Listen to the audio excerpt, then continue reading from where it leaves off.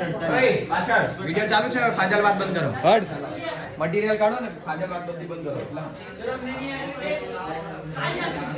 નિયા પેલી જુઠ્ઠા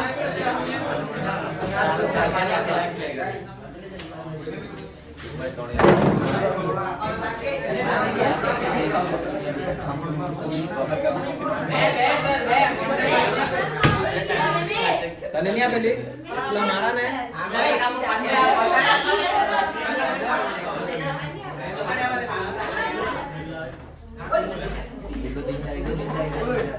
ચાલો વાત બંધ કરો ને અત્યારે દાખલામાં જો બંધ જોવો ને અત્યારે પછી લયા કરજો. ચાલો 12મો દાખલો 11મો હોમવર્ક છે તમારો. દાખલો નંબર 12 સાજન રેડીમેડ સ્ટોર્સ કાઢ્યો બધાએ. દાખલો નંબર 12 ચોપડીમાં શોધી લેજો નહીં હોય તો.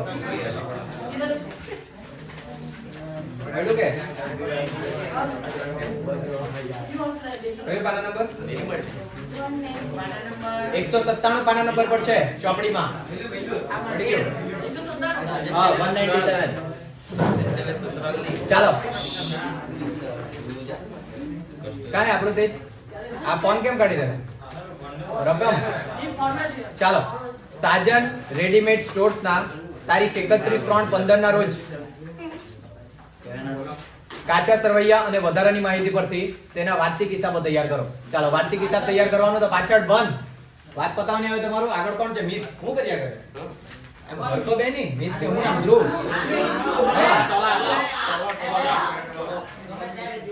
ચાલો બે ખાતા અને એક પત્રક. પહેલું વેપાર ખાતું, બીજું નફા નુકસાન ખાતું અને છેલ્લું પાકો સરવૈયો. આટલી વસ્તુ તમારે બનાવ. આજે વચ્ચે વચ્ચે બોલ નહીં કરતો. ચાલો હવે દાખલામાં હંમેશા શરૂઆત ક્યાંથી કરવાની તમારે? હવાલાથી. અને હવાલા ગણવા પહેલા તમારે છે ને એક્ઝામના પેપરમાં આવી રીતના લીટી પાડી રાખજો ને તો રકમ ખોટી લખાય તમારી. બરાબર? ચાલો પહેલો હવાલો. આખર માલનો સ્ટોક 12600 છે, પણ તેના 4600 ના સ્ટોકને 600 રિપેરિંગ ખર્ચ અને બાકીના સ્ટોકની બજાર કિંમત 20% ઓછી છે. ચાલો બોર્ડ પર જોજો. ક્યાં ગણીએ? આ બાજુ ગણીએ. ગણતરી બોર્ડ પર. હવાલા નંબર 1. આખા સ્ટોકની કેટલી કિંમત આપી છે? 12600. હવે એમાં જે કીધેલ છે એક એક વાક્ય બતાવતા જાય. તેના 4600 ના સ્ટોકને 600 રિપેરિંગ ખર્ચ. જોજો તાને છૂટું પાડીએ. 4600 નો જે સ્ટોક છે તેમાં કેટલાનો રિપેરિંગ ખર્ચની જરૂર છે? 600. એટલે રિપેરિંગ ખર્ચ માઈનસ કરીએ તો સ્ટોક કેટલાનો બચવાનો? 4000 નો. હજુ આગળ વધીએ. બાકીના સ્ટોકની બજાર કિંમત 20% ઓછી. બાકીનો સ્ટોક એટલે કેટલો બચ્યો? 8000 બચવાનો. આ 4600 અહીંયા આવી ગયા તો બાકીના કેટલા બચ્યા? 8000. એમાંથી કેટલી ટકા ઓછી? 20%. ઓછી જ છે કે વધારે છે? ઓછી. 20% ઓછી. આના 20% કાઢો 1600 માઈનસ કરીને 6400. બરાબર? ચાલો હવે અહીંયા જોજો. આ જે 4600 ચોપડે કિંમત અને 4000 બજાર કિંમત, આ બંનેમાંથી જે ઓછી હોય તે તમારે ધ્યાનમાં લાવવાની. કેટલી? 4000. અને અહીંયા આ તમારી ચોપડી કિંમત અને અહીંયા બજાર કિંમત, બેમાંથી જે ઓછી તે ધ્યાનમાં લેવાની. એટલે 6400. બંનેનું ટોટલ 10400. આ તમારી શું આવી? આખા સ્ટોકની કિંમત. ધ્યાન રાખજો આખા સ્ટોકના હવાલામાં જેવું કીધેલું હોય તેવું કરવાનું. 20% વધારો કે 20% ઓછો કે રિપેરિંગ ખર્ચ એમ કે તો માઈનસ કરવાનો. એના પછી ચોપડી કિંમત અને બજાર કિંમત બે પૈકી જે ઓછું હોય તે તમારે ધ્યાનમાં લેવાનું. અને સેમ કન્ડિશન અહીંયા આવી. ચોપડી કિંમત અને બજાર કિંમતમાંથી જે ઓછું હોય તે, એટલે બંનેનો સરવાળો કેટલો? 10400. આ તમારું આખો સ્ટોક. આખા સ્ટોકની બે એન્ટ્રી. પહેલી વેપાર ખાતાની જમા બાજુ, એટલે અહીંયા લખીએ આખો સ્ટોક 10400. અને આખા સ્ટોકની બીજી એન્ટ્રી આવે મિલકત નાણા બાજુ, ત્યાં લખીએ આખર સ્ટોક 10400. આખા સ્ટોકનો હવાલો એક્ઝામમાં પૂછાશે જ 100%. આગળ હવાલો નંબર બીજો. ફાજલ વાત બંધ કરજો હર્ષ. બીજો જો ₹4400 નું ઉધાર વેચાણ નોંધવાનું બાકી. ચાલો વેચાણ નોંધવાનું બાકી એટલે બે એન્ટ્રી. વેચાણમાં પ્લસ અને દેવાદારમાં પ્લસ. બરાબર? એટલે પહેલા વેચાણ લખો વેપાર ખાતાની જમા બાજુ. કેટલા રૂપિયા આપેલું? 4400. વેચાણ 70000 મળ્યું છે બધાને? ચાલો ની સર 1,30,000. 70,000.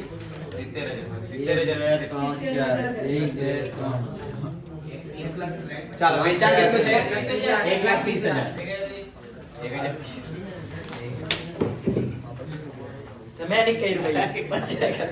ચાલો વેચાણ કેટલું આપેલું છે? 1,30,000. જોજો વેચાણની જમા બાકી એટલે જમા બાકીની રકમ જોવાની અને લીટી પાડી રાખવાની પહેલેથી. ચાલો 1,30,000 વેચાણ છે. હવે હવાલામાં શું કીધેલું છે તે જો અખિલેશ 4,400 નું ઉધાર વેચાણ નોંધવાનું બાકી. નોંધવાનું બાકી વેચાણ હોય તો સર વેચાણ પાંચમું છે આને ગણી લેવાનું છે સર 1,00,000 ઓય સર મને ક્યાં વાંધો છે બદલાવા પડે ટ્યુશનમાં લાવવાનો તું બહાર મળવા કે નહીં પણ ચાલો બાર દેખાય નહીં પછી પહેલા એરો આપો. જો મૂડી તમારી 1,08,000, ઉપાડ તમારા 4,800, શરૂઆતનો સ્ટોક 8,000, ખરીદી તમારી 70,000 ને વેચાણ તમારા 1,30,000. 70,000 તો કોઈ હિસાબે નહીં આવે કેમ કે ઉધાર બાજુની બાકી આપેલી છે 70,000. એટલે તો લીટી પાડવા કેમ પણ તમે કહા પડવા. ચાલો વેચાણ 1,30,000 આપ્યું છે અને પછી જો હવાલામાં એમ કીધું છે 4,400 નું ઉધાર વેચાણ નોંધવાનું બાકી. નોંધવાનું બાકી હોય તો આમાં કરવાનું પ્લસ. પ્લસ કરીએ નોંધવાનું બાકી વેચાણ. કેટલું બાકી? 4,400 પ્લસ કરીને કેટલા આવવાના? 1,34,400. આ એક એન્ટ્રી અને બીજી એન્ટ્રી આપવાની દેવાદારમાં પ્લસ. તો દેવાદાર શું? 29,600 આઈ થિંક દેવાદારો મિલકત નાણા બાજુ લખાશે 29,600. એમાં પ્લસ કરીએ નોંધવાનું બાકી વેચાણ 4,000 ને 400. ટોટલ કરો કેટલા થાય? 35,000. 33 હા સર જો 34,000 કેલ્સી ની વાપર્યો ને તો શાંતિ જ રાખજો. ચાલ આગળ ત્રીજો હવાલો. ત્રીજા હવાલામાં જોજો 1/10/14 ના રોજ જાહેરાત ઝુંબેશ માટે થયેલ ખર્ચ જાહેરાત ઉપલબ્ધ ખાતે લઈ ગયા હતા. આ ખર્ચ 5 વર્ષમાં માંડી વાળવાના છે. ચાલો આ જાહેરાત ઉપલબ્ધ ખાતું શું હોય તે સમજી લો પહેલા. જેમ કાલે પેલું ભાડા પટ્ટાનું કીધેલું હતું ને તેવી જ રીતના આ છે જાહેરાત ઉપલબ્ધ ખાતું. બોર્ડ પર જોજો બધા. જાહેરાત ઉપલબ્ધ ખાતું કહીએ કે પછી એક હજુ આવતું છે તેનું નામ ભૂલી ગયો પણ પાછું આવે ત્યારે કે જોજો તમે છે ને જ્યારે એડવર્ટાઇઝ કરતા હોય, એડવર્ટાઇઝ એટલે જાહેરાત, જ્યારે એક મોટું બેનર તમે બનાવે અને હાઈવે ની બાજુમાં લગાડ્યું, તમે જોયું છે હાઈવે પર કેટલા મોટા મોટા હોલ્ડિંગ લાગેલા હોય. એ હોલ્ડિંગ દર વર્ષે બદલવામાં નહીં આવે. એક વર્ષે લખાય ને 5-6 વર્ષ સુધી એના એ જ હોલ્ડિંગ રહે. તમે ઘણી વખત જોયું તો એના એ જ દેખાય જ કરતા હોય વારંવાર. હને તો એક વખત જો બદલાય પણ એવું નહીં કે દર વખતે હવે આને પૈસા નહીં બદલાય તો જ બદલાતું હોય.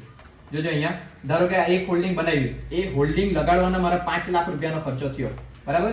એ અખિલેશ આ 5 લાખનો જે ખર્ચો થયો તે ખર્ચા માટે મેં એવું નક્કી કર્યું છે આ હોલ્ડિંગ મેં કેટલા વર્ષ સુધી રાખવાનો છે? ત્યાં 5 વર્ષ સુધી રાખવાનો છે. એટલે એ જે 5 લાખનો ખર્ચો કર્યો તે મારા કેટલા વર્ષનો છે? 5 લાખનો, સોરી 5 વર્ષનો છે. હવે એ જે 5 વર્ષનો ખર્ચો છે તે મારો દર વર્ષનો ગણું તો કેટલો થાય? 1 લાખ તમારો દર વર્ષનો થાય. અને આપણે વાર્ષિક હિસાબમાં ખાલી એક જ વર્ષની એન્ટ્રી આપતા છે. તો જો મેં અત્યારે 5 લાખ રૂપિયા એડવર્ટાઇઝને આપું તો વાસ્તવમાં એ મારો ખર્ચ નહીં કહેવાય આખો પૂરેપૂરા આ વર્ષનો. એમ કહેવામાં આવે કે જો ભવિષ્યમાં મને પૈસાની જરૂર પડે તો મેં ત્યાંથી પાછું લઈ શકું. પણ લેવાય પાછું? નહીં લેવાય. એટલે જ એને અવાસ્તવિક મિલકત કહેવાય. એને મિલકત તરીકે નક્કી કરે કેમ કે મેં જ્યારે ઈચ્છું ત્યારે 4 લાખ પાછા લઈ શકું કેમ કે મેં એનો ઉપયોગ કર્યો નથી એવું તમારું માનવામાં આવે. એ માનવાના કારણે આ જાહેરાત ઉપલબ્ધ ખાતું ને આ બધી અવાસ્તવિક મિલકતો થાય. જાહેરાત ઉપલબ્ધ ખાતું કાલે આવેલું તે ભાડે પટ્ટે રાખેલું મકાન અને એવી જ રીતના બીજું આવશે સંશોધન વિકાસ કર. એ જ્યારે આવશે ત્યારે પાછું સમજાવો. આ ક્લિયર ખબર પડી? એટલે 5 લાખ રૂપિયા મેં અત્યારે ખર્ચો કરું પણ એ કેટલા વર્ષ માટેનો ખર્ચો હોય મારો? 5 વર્ષ માટેનો. એટલે અહીંયા 5 લાખ રૂપિયા મારા મિલકત તરીકે બતાવાય. વાસ્તવમાં 5 નથી. અહીંયા 5 લાખ રૂપિયા મિલકત તરીકે બતાવા પણ જે આ વર્ષનો હશે ને તે જ મેં અહીંયાથી માઈનસ કરાય. એટલે અહીંયાથી 1 લાખ માઈનસ કરીને બચવાના કેટલા મારા? 4 લાખ. હવે નેક્સ્ટ યર છે પાછું 1 લાખ બાદ થાય એટલે પાછી 3 બચે ને એમ કરીને 5 વર્ષમાં તમારું આ પૂરું થાય. એટલે આને અવાસ્તવિક મિલકત કહેવાય. ચાલો હવે અહીંયા જોઈએ શું કીધેલું છે. 1/10/14 ના રોજ જાહેરાત ઝુંબેશ માટે થયેલ ખર્ચ જાહેરાત ઉપલબ્ધ ખાતે લઈ ગયા હતા. આ ખર્ચ 5 વર્ષમાં માંડી વાળવાનો છે. તો પહેલા હોદો જાહેરાત ઉપલબ્ધ ખાતું.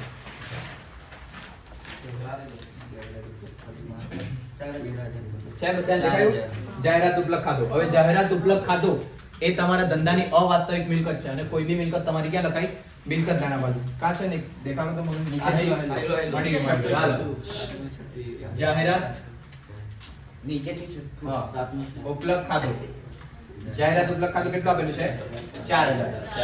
ચાલો હવે એની અંદર તારીખમાં જો હવાલામાં શું કીધેલું છે? 1/10/14 ના રોજ જાહેરાત ઝુંબેશ માટે થયેલ ખર્ચ જાહેરાત ઉપલબ્ધ ખાતે લઈ ગયા અને આ ખર્ચ કેટલા વર્ષનો છે? 5 વર્ષનો. તો જોજો અહીંયા લખીએ હવાલા નંબર કયો? 3. જાહેરાત ઉપલબ્ધ ખાતું. ટોટલ ખર્ચો કર્યો છે તમે 4,000 નો. તે કેટલા વર્ષ માટે કર્યો છે? 5 વર્ષ માટે. તો એક વર્ષનો કેટલો થાય? 8 × 5 = 800 થવાનો.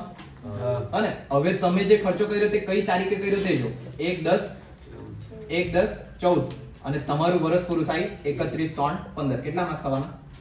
6 માસ.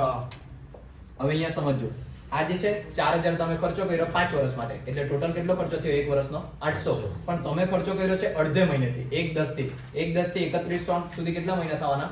6 મહિના. એટલે આ જે 800 આખા વર્ષના છે તમારે 6 મહિના પ્રમાણે શોધવા પડે. તો કેટલા થાય?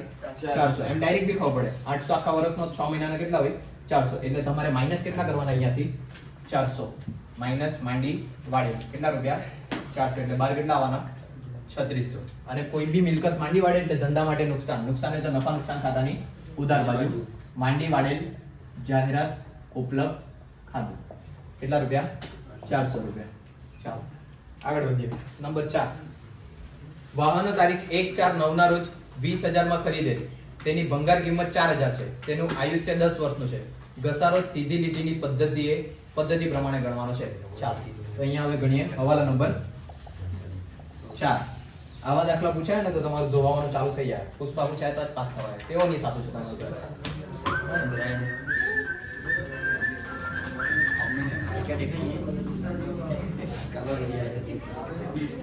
तेरे को स्किल की दिया होगा सिर्फ विकल्प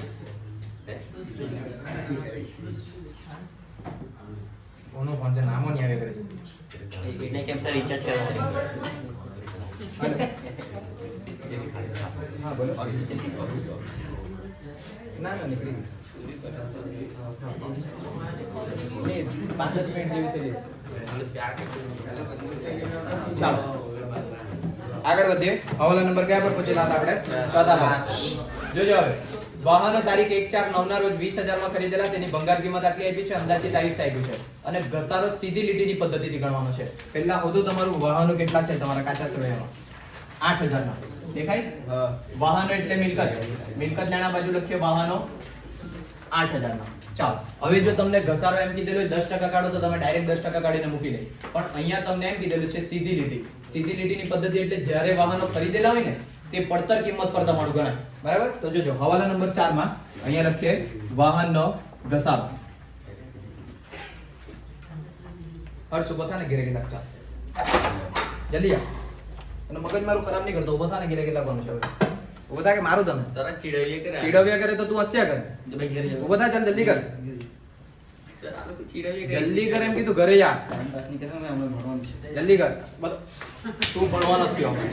ચાલ ઉભો થા હર્ષ. મગજ જો હંમેશા માટે કાઢું તેના કરતા આજે કેટલાક ચાલ चली જલ્દી. आलो को चिड़िया करे बीजा ने તો કેમ બેહેલો ખાતે તો? तमे तो बेहाडेला મેં બેહાડેલો અહીંયા તને. તારી જગ્યા અહીંયા કરેલી મેં. हां તો તારી જગ્યા કા કરેલી?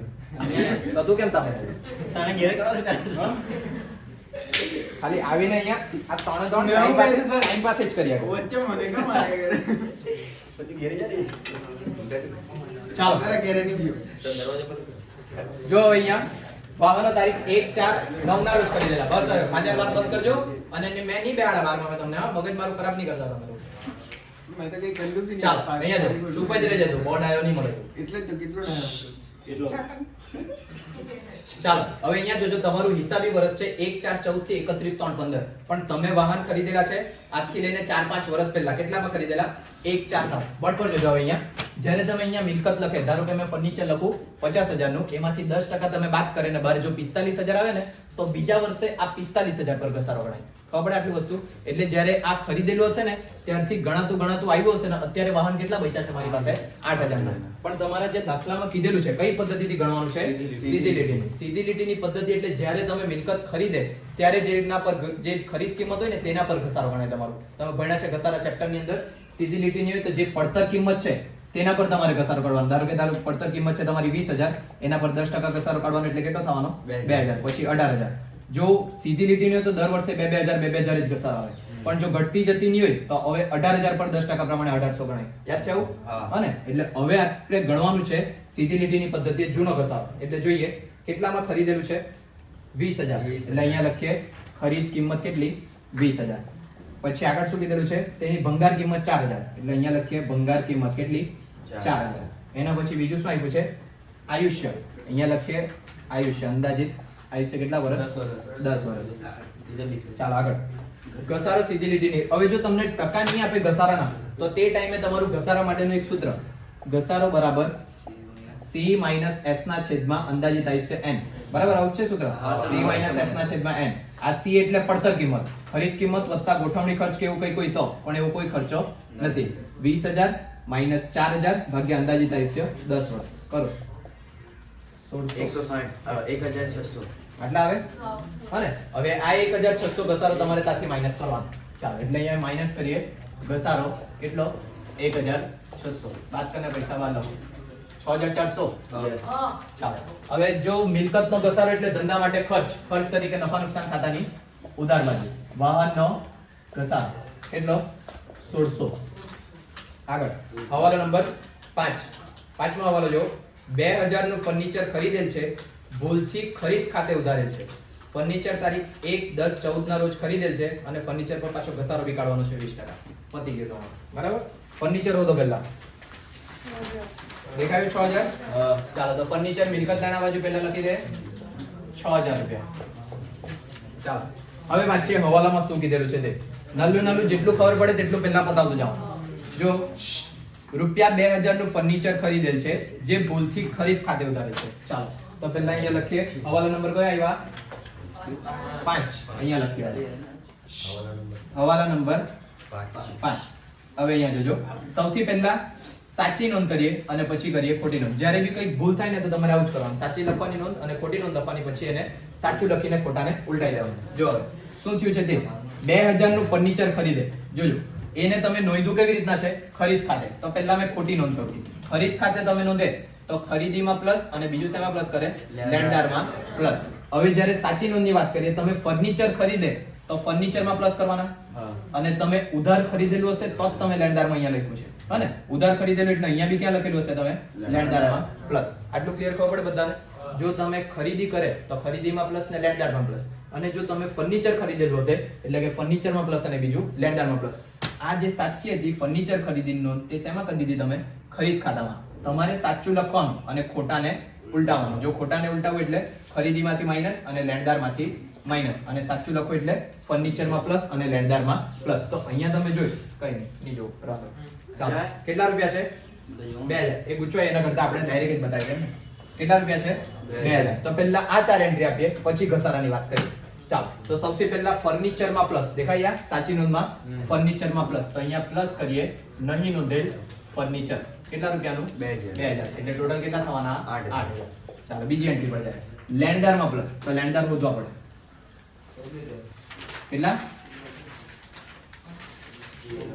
14000 હા સર 14000 ચાલો એમાં પ્લસ કરીએ નહીં નોંધેલ ફર્નિચર 2000 એટલે કેટલા થઈ જવાના 16000 પછી આગળ અહીંયા બીજું છે ખરીદીમાંથી માઈનસ તો ખરીદી શોધો એક લીટી છોડીને લખવાનું 70000 ચાલો એમાંથી માઈનસ કરીએ પણ લખવાનું ભૂલથી નોંધેલ ફર્નિચર શું લખવાનું ભૂલથી નોંધેલ ફર્નિચર કેટલું 2000 એટલે વાત કરીને આવવાના 68000 ચાલો અને ચોથી એન્ટ્રી લેણદારમાંથી માઈનસ તો અહીંયા પાછું કરીએ ભૂલથી નોંધેલ ખરીદી કેટલાની 2000 નહીં ને એટલે કેટલા થઈ જાય 14000 જો અહીંયા મેં તમને એ સમજાવવાનું ટ્રાય કરતો હતો એક વખત તમે પ્લસ કરે લેણદારમાં બીજી વખત માઈનસ કરે એટલે ત્યાં જ પહોંચવાના એટલે ની કરે તો બી ચાલે પણ તમારે કરી દેવાનું કદાચ એન્ટ્રીના માર્ક ગણ્યા હોય તો ક્લિયર આટલું બધાને ચાલો હવે આગળ વાત છે શું કીધેલું છે ફર્નિચર તારીખ 1/10/14 ના રોજ ખરીદેલું એટલે આજે 2000 ફર્નિચર હતું ને તે ક્યારે ખરીદેલું હતું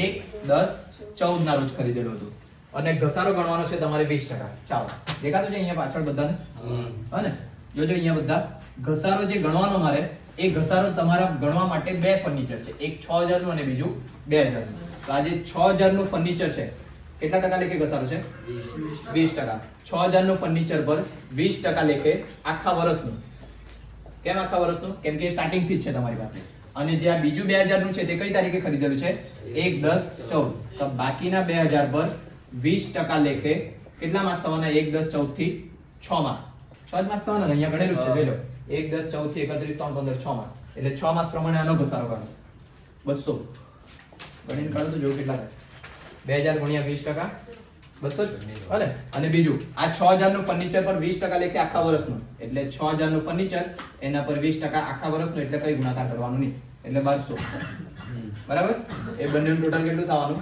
1400 આ ફર્નિચર નો શું આવ્યો ઘસારો આ ધ્યાનમાં રાખજો જો તમે ફર્નિચર કે કોઈ મિલકત અડધેથી ખરીદેલી હોય તો તેના પર અડધા ટાઈમ થી ઘસારો લાગે એટલું ધ્યાનમાં રાખવાનું એટલે ઘસારો કેટલો આવે તમારો 1400 એટલે અહીંયા માઈનસ કરીએ ઘસારો 1400 બાદ કરીને કેટલા આવવાના 6400 બરાબર છે કે જોજો 6600 આવા હવાલા પૂછાય ને તો કઈ થાય નહીં તમારથી 5-6 વખત વિડિયો જોઈ રાખે તો કેમ કે તમે શરૂઆતથી કઈ કરેલું નહીં આવે. બીજું જો આ ઘસારો ધંધા માટે નુકસાન નહીં તો નફા નુકસાનની ઉધાર બાજુ. નુકસાન કીધું છે પણ ઘસારોથી તમારા ધંધા માટેનો ખર્ચ છે. ફર્નિચરનો ઘસારો કેટલો 1400.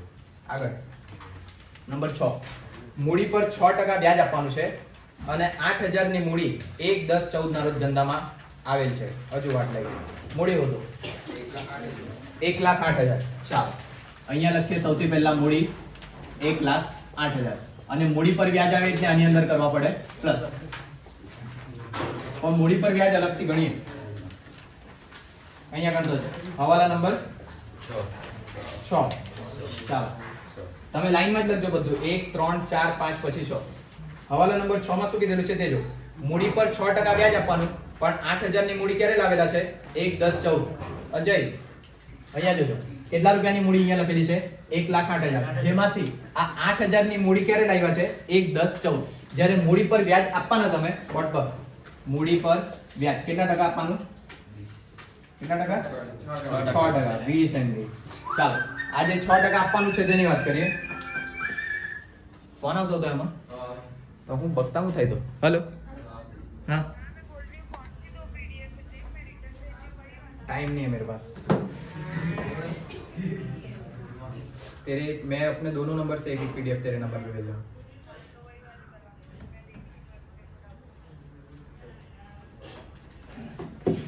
ચાલો હવે અહીંયા જોઈ લેજો મૂડી પર વ્યાજ 6% છે 1,08,000 ટોટલ મૂડી છે. જોજો બોર્ડ પર 1,08,000. હવે આ ટોટલ મૂડી પર તમે 6% કાઢ્યા તો તમારું ખોટું કેમ કે તમને એમ કીધું છે 1 લાખ ની મૂડી તેના માટે કઈ કીધેલું નથી.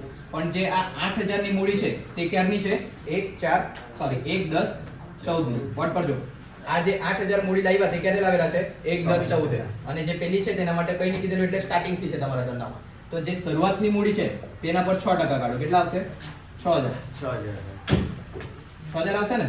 અને જે 8000 ની મૂડી છે તેના પર 6% તો કાઢવાના પણ કેટલા માસ માટે 6 માસ માટે 14 માસ માટે એમ કહેજો કે 800 કદાચ 848 2400 240 આવી આટલા અને જોઈ લેજો ધ્યાનથી જો જેના તારીખ આપેલી હોય ને તેની તારીખ પ્રમાણે ગણવા પડે. શ્લોક કે સ્વેત જે નામ છે તે હાને ચાલો ખબર પડે આટલી વસ્તુ.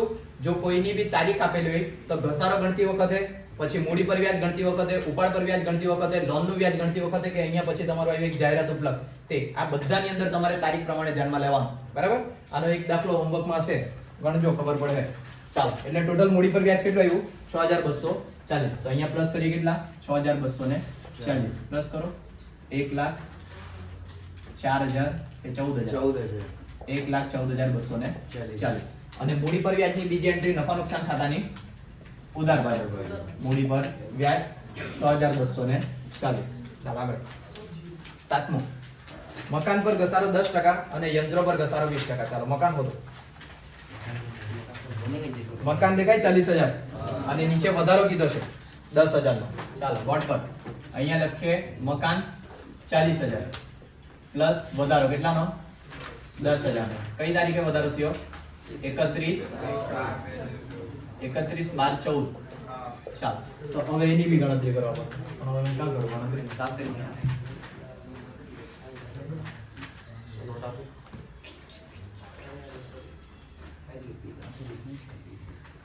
સર પેપરમાં લખવાનું છે બધી ગણતરી. હા વગર ગણતરી એ માકો કપાય તમારે મારે આવે નહીં સર તમે કપાવવાનું તો આમ કરવા પડે આપણે લઈ જાવ આ હવે પુષ્પાની પૂછાયેલું ને તો આવો જ દાખલો પૂછાયેલો.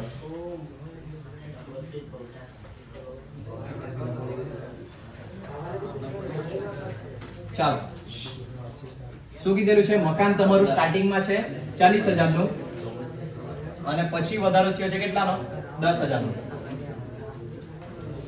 હવાલા નંબર બોલજો 7. ચાલો બોર્ડ પર હવે મકાન જે છે તે બે છે તમારું. આ એક 40,000 નું અને બીજું 10,000 નું. હું થયું તકલીફ શું છે પાછળ ચાલો કેટલા ટકા ઘસારો છે તે જો ઘસારો 10%. જોજો બોર્ડ પર આ 40,000 જે મકાન છે તે સ્ટાર્ટિંગ છે તે જ સ્ટાર્ટિંગ છે એટલે એના 10% કેટલા થવાના તમારા 4,000. જે 10,000 છે તે તમે કઈ તારીખે ખરીદેલ છે 31 12 14 તો 31 12 14 થી તમારું વર્ષ પૂરું થાય 31 3 15 કેટલા માસ થાય 3 માસ પડે ખબર 12મો મહિનો પૂરો થઈ ગયો એટલે એને નહીં લેવાનું પહેલો બીજો ને ત્રીજા મહિનાની છેલ્લી તારીખ સુધી છે એટલે 3 મહિના આવશે બરાબર એટલે આ 3 માસનો ગસારો ગુણ્યા 10 ના છેદમાં 100 ગુણ્યા 3 ના છેદમાં 12 એટલે કેટલા આવશે 300 કદાચ 300 નહીં આવે 12 છે ચલો 250 250 આવે કે જોઈ લેજો બરાબર આ તમારું 3 માસ અહીંયા લખો આ બંનેનું ટોટલ કરે એટલે 4250 ચાલો હવે મકાનમાંથી અહીંયા ઘસારો માઈનસ કરીએ માઈનસ ઘસારો 4250 આ પેલા ટોટલ માથે બને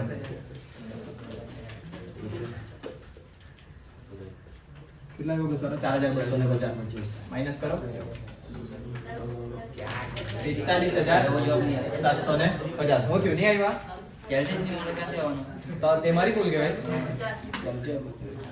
ચાલો આવ્યો છે ને આટલો આગળ મકાન પર 10% અને યંત્રો પર 20% યંત્રો હતો એની જ નીચે આપેલા છે ઓફિસ યંત્રો 20000 યંત્રો બીજા તો નથી પણ જોઈ લો એક વખત નહીં મળે ચાલો તો ઓફિસ યંત્રો લખીએ અહીંયા ગાલખાદ ને એવું કઈ નહીં આવ્યું નથી આવ્યું ઓફિસ યંત્રો કેટલા ના 20000 અને એના પર ઘસારો કેટલા ટકા 20 એટલે અહીંયા માઈનસ કરીએ ઘસારો 20% એટલે 2 દુ 4000 બાદ તમને 16000 ચાલો અહીંયા સમજી લેજો જો ડાયરેક્ટ ઘસારો આપ્યો છે ને બીજી કોઈ મગજમારી નહીં મળે તો તમારું શાંતિથી થઈ જાય પણ જ્યારે તારીખ આપી હોય ને તો બધામાં તારીખ પ્રમાણે ગણવા પડે અને આ બેની એન્ટ્રી આપવાની બાકી પહેલો અહીંયા લખીએ મકાનનો ઘસારો અને બીજું લખીએ યંત્રનો ઘસારો કેટલા આવેલા 4250 અને 4000 ચાલો આગળ એના પછી હવાલા પૂરા ને હવે ઉપર જે એન્ટ્રી બાકી તે આપીએ ઉપાડ બાકી 4800 અહીંયા માઈનસ કરીએ ઉપાડ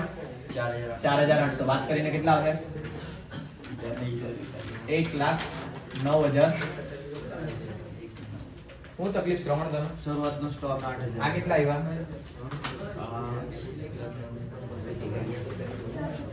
440 ચાલ આગળ શરૂઆતનો સ્ટોક 8000 ધ્રુવ તારો જ નંબર છે આના પછી હા ને ઉભો થઈને આગળ આવ ચાલ ફટાફટ અહીંયા આની પાછળ તાલીમની પાછળ નેતા જ બે દરરોજ ચાલો બધા ફટાફટ આ તાલીમની પાછળ એટલે જગ્યા ખાવ પડે ગુફાના પાછળ જલ્દી કરજે ચોપડા બપડા લઈને ફટાફટ દરરોજ ટાઈમ જ બગાડ્યા કરે તે બધા અરે એ કાઈ જો કાઢેલું હોય તો ચાલો શરૂઆતનો સ્ટોક તમારા વેપાર ખાતાની ઉધાર બાજુ અહીંયા લખીએ શરૂઆતનો સ્ટોક કેટલા રૂપિયા 8000 ચાલો એના પછી ખરીદી વેચાણ આવી ગયું ને માલ પરત એટલે ખરીદ પરત ને ઉધાર પરત હશે એમાં જો ઉધાર બાકીમાં જે 6000 છે તે કઈ પરત વેચાણ પરત એટલે અહીંયા વેચાણ પરત બાદ કરીએ 6000 અને આ બાજુ ઉધાર બાજુ પર ખરીદ પરત બાદ કરીએ કેટલા રૂપિયા 10000 આ 10000 બાદ કરીને બહાર કેટલા લખવાના 58 અને આ બાદ કરો 6000 1,28,400 બરાબર કે ચાલ આગળ પગાર નફા નુકસાન ખાતાની ઉધાર બાજુ કેટલા રૂપિયા 30000 પછી ઓડિટ ફી બી તમારા ધંધા માટેનો ખર્ચ 5000 પછી ભાડું કરવેરા વીમો એ બી ખર્ચ ભાડું કરવેરા વીમો કેટલો 4800 પછી સ્ટેશનરી છપામણી એ બી તમારા ધંધા માટેનો ખર્ચ 1200 સ્ટેશનરી છપામણી 1200 પછી આ જોજો ચૂકવવાનો બાકી પગાર ચૂકવવાનો બાકી એટલે ધંધા માટે દેવું હોય તો મૂડી દેવા બાજુ લખવાનું ચૂકવવાનો બાકી પગાર કેટલા રૂપિયા 2500 ચાલો આગળ એના પછી અગાઉથી ચૂકવેલ વીમા પ્રીમિયમ અગાઉથી એટલે લેણું હોય તો મિલકત લેણા બાજુ અગાઉથી ચૂકવેલ વીમો 400 એના પછી આવક માલ ગાળા ભાડું ક્યાં લખું વેપાર ખાતાની ઉધાર બાજુ આવક માલ ગાળા ભાડું કેટલા રૂપિયા 900 પછી કમિશન મળેલ કમિશન છે કે જોઈ લેવાનું એક વખત મળેલ કમિશન છે જો જમા બાજુ એટલે જમા બાજુ પર લખીએ મળેલ કમિશન કેટલા રૂપિયા 800 એના પછી દેવાદાર લેણદાર આવી ગયા ને આગળ મકાન આવી ગયું મકાન વધારે આવી ગયું ઓફિસ યંત્રો વાહન આવી ગયું હુંડી બાકી હુંડી કઈ આપી છે તે જોઈ લો કે બંને આવી છે બંને 5000 ને 6000 એટલે જે મૂડી દેવા બાજુ તમારી કઈ હુંડી દેવી હુંડી કેટલાની છે દેવી હુંડી તે ગયો 100 6000 6000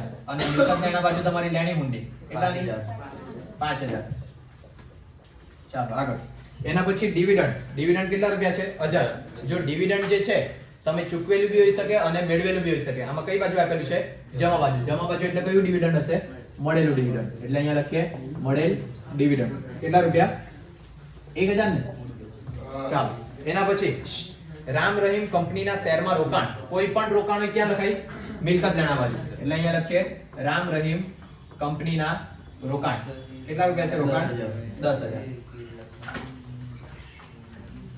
મરામત ખર્ચ આગળ જાહેરાત ઉપલબ્ધ ખાતું પતી ગયું ફર્નિચર પતી ગયું મરામત ખર્ચ કોઈ પણ ખર્ચ હોય નફા નુકસાન ખાતાની ઉધાર બાજુ મરામત ખર્ચ કેટલા રૂપિયા 3000 પછી આકાશ શું થયું સર હમણાં મેં કહ્યું ચાલો પછી વીજળી ખર્ચ બી ક્યાં આવશે નફા નુકસાન ખાતાની ઉધાર બાજુ વીજળી ખર્ચ 3600 પછી બોનસ જોઈ લેજો જમા બાજુ છે કે ઉધાર બાજુ ઉધાર બાજુ એટલે ખર્ચ જ છે જમા બાજુ હોતે તો મળેલ બોનસ બી હોઈ શકે 2500 ને પછી વટાવ કઈ બાજુ છે ઉધાર બાજુ એટલે આપેલ વટાવ અહીં લખીએ આપેલ વટાવ 1000 પછી લાસ્ટ જો ગાલખાદ અનામત હવે ગાલખાદ અને ગાલખાદ અનામત તો તમે નમૂનો મોડે કરેલો છે જો તમારા હવાલાની અંદર ગાલખાદને લગતો હવાલો નહીં આવે અને કાચા સરવૈયામાં તમને ગાલખાદ અનામત આપેલી હોય તો તેની તમે બે રીતના એન્ટ્રી કરી શકે પહેલી એન્ટ્રી દેવાદારમાંથી બાદ કરી શકે અથવા તો બીજી એન્ટ્રી મૂડી દેવા બાજુ લખી શકે બે માંથી એક જ એન્ટ્રી આપવાની બંનેની આપવાની બંને સાચું છે પણ તમારા બુકમાં દેવાદારમાંથી માઈનસ કરવું છે તો આપણે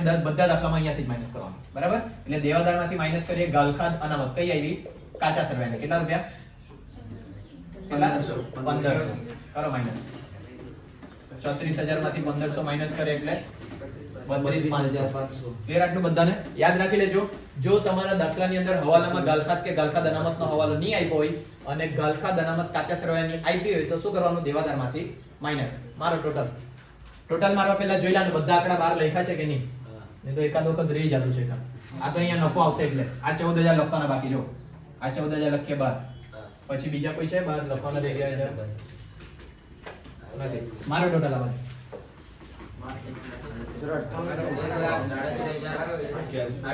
3800 ના આ બાજુ 66900 થયા टोटल ने बात करने के बाद માઈનસ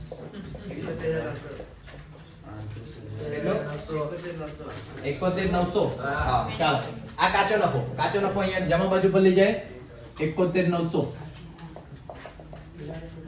મારો ટોટલ 73700 બાત કરો એટલે મળે ચોખ્ખો નફો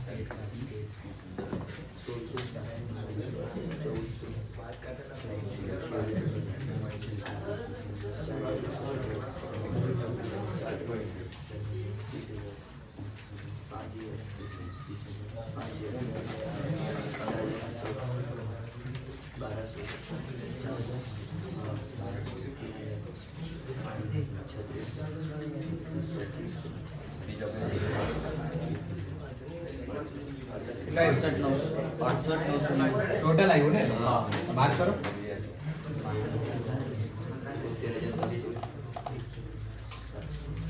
4710 ચાલ આ ચોખ્ખો નફો ત્યાં પ્લસ કરીએ 4710 આ બંને ટોટલ લો કેટલા ટોટલ 1,04,150 ટોટલ કરવા મૂડી દેવાનું ને મિલકત દેવાનું 1,06,50 જોઈ લો બંને બાજુ બરાબર આવીએ ચાલો આ તમારો વાર્ષિક દાખલો આના પછી નેક્સ્ટ દાખલો હોમવર્ક રહેશે